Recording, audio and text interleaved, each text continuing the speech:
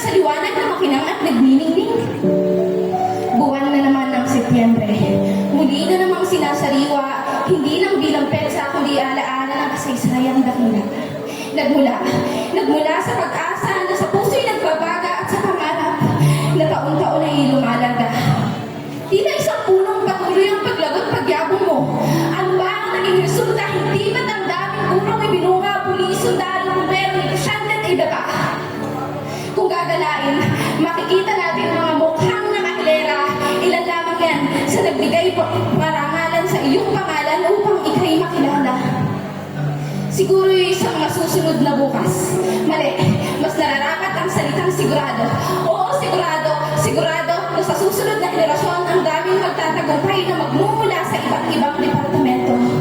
Oo, NQC ay sagisag lumughaw na kalabaw sa gitna ng init at ulang dumadalaw. Sa pagsikat mano, paglisa ng araw, ang iyong serbisyo ay patuloy na umaapaw. Hindi lamang silid ang itinanim sa lupang mahiwaga,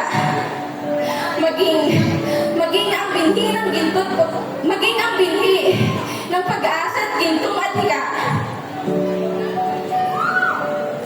Na sa bawat umaga, kinabukasan ay hinahabi ng sipag at di paghinto dahil sa pamumulong may puso na di kailanman nabigo. Nooy payak na silid, kahunang iilang aklat at alaala. Ngayon aklat ng tahanan, palasyo ng puno at sigla. Bawat panin ay pintuan, bukas sa sino mang mag-uusis at maglalakbay. Dating bulwagang marupok, ngayon tanggulan ng tagumpay. At ngayon, sa iyong ika-57 taon, a new horizon, another milestone. Excellence at success na walang limitasyon. Sumisibol, yumayabong, ilang sandatay dedikasyon. Nooy lupang di patangan.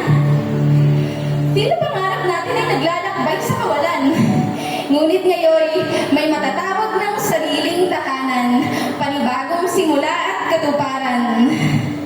Together with one heart for people progress. Ito ba ang bunga ng makasariling interes?